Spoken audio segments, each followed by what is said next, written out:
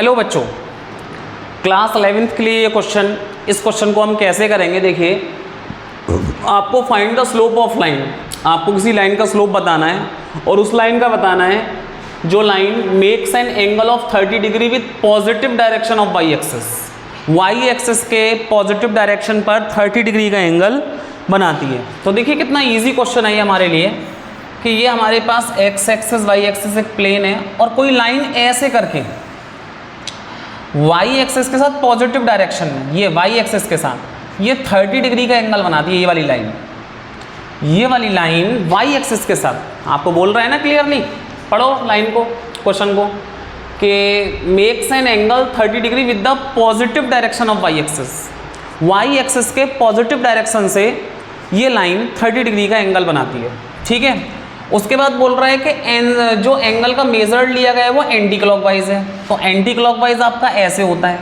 ठीक है, तो आपको स्लोप निकालना है, तो जो स्लोप का आपके पास जो एंगल होता है ना वो एक्स एक्सिस से होता है। तो देखिए एक्स एक्सिस से एंटी क्लॉकवाइज इस लाइन तक का यहाँ तक बनेगा, पूरा बनेगा कि नहीं बनेगा। अब ये इतना बनेगा तो देखो यहाँ से लेके यहाँ तक, यहाँ से लेके यहाँ तक ये तो 90 डिग्री है, आप चेक कर लो 90 और प्लस 30, तो जो स्लोप होता है m is equals to tan theta, हम इसे निकालते हैं लाइन का, तो m is equals to 10 90 plus 30, तो कितना हो गया 120। तो हमें 120 डिग्री की वैल्यू निकालनी है, तो हमारे पास स्लोप आ जाएगा इस लाइन का। क्योंकि एंटी क्लॉकवाइज इसका मेजर लिया गया है तो एक्स एक्सिस से ये पूरा ऐसे करके ये पूरा यहाँ तक लिया जाएगा, जिसमें 90 डिग्री ये है और बाकी का 30 डिग्री ये है, तो 90 और 30 120 हो गया। तो हम यहाँ से आराम से स्लोप निकाल सकते हैं। फिर 10 120 की वैल्यू होती है 10 180 माइनस 60। ठीक है, कौन सा क्वाड्रेंट है ये 180 माइनस 60, ये सेकंड क्वाड्रेंट है। सेकंड क्वाड्रेंट में 10 कैसा रहता है, सेकंड क्वाड्रेंट में 10 रहता है माइनस का, तो माइनस का 10 60 डिग्री। ठीक है, तो माइनस का 10 60 की वैल्यू होती है √3, तो ये हमारे पास स्लोप आ चुका है। m is equals to minus का √3 is the slope of a line. इस तरह से इस लाइन का स्लोप हमारे पास मिल चुका है। तो इजी क्वेश्चन था, अच्छा क्वेश्चन था। अब नेक्स्ट क्वेश्चन के लिए देखते हैं, बने रहिए आप हमारे साथ। हेलो बच्चों, एक और क्वेश्चन स्ट्रेट लाइन में, ये क्वेश्चन कैसे होगा आइए देखते हैं। ठीक है, अ लाइन पासिस थ्रू ये और ये, यानी कि दो पॉइंट से एक लाइन पास हो रही है। ठीक है, तो देखिए एक लाइन है, ये दो पॉइंट से पास हो रही है। एक पॉइंट ये ले लेते हैं x, y, x1 y1, एक पॉइंट ये ले लेते हैं h, के, और इस लाइन का इफ द स्लोप ऑफ इस लाइन इज m, यानी कि इसका जो स्लोप है वो आपके पास m है, जो स्लोप है वो आपके पास क्या है m। तो बेटा हमको ये वाला चीज़ प्रूफ करनी है, ये हमें सो दैट दिखाना है। तो देखिए बहुत ही इजीली हमें सो दैट हो जाएगा। हम बहुत अच्छे से जानते हैं कि ये मैं अगर b पॉइंट ले लूँ तो यहाँ पे मैं निकाल सकता हूँ स्लोप ऑफ AB क्या होता है y2 माइनस y1 अपॉन का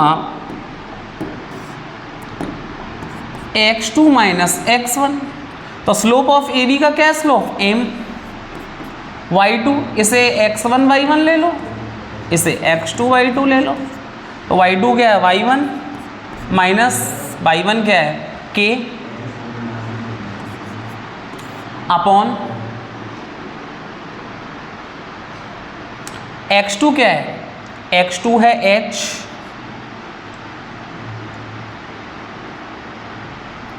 h2 है x,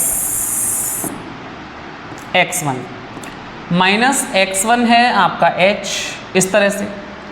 तो इसका मल्टीप्लाई मैं इधर कर देता हूँ, तो देखो हमारा शायद आंसर आ सा गया है। देखो चेक करो, m का multiply x1 minus h is equals to y1 minus h। ये आंसर आ रहा है क्या? नहीं, h आपको पॉजिटिव चाहिए और k आपको पॉजिटिव चाहिए। y1 माइनस k है, ये k है।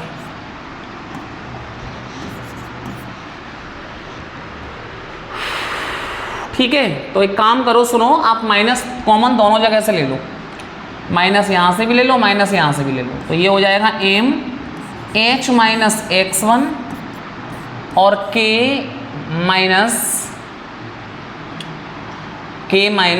y1। तो इस तरह से हमारा ये आंसर आ चुका है, यही हमें आंसर चाहिए, h minus x1 k minus y1, और माइनस से माइनस कैंसिल हो जाएगा, दोनों साइड लिया है, तो ये हमारे पास आंसर आ चुका है। तो इस तरह से ये वाला क्वेश्चन करेंगे। नेक्स्ट क्वेश्चन के लिए बने रहिए बच्चों।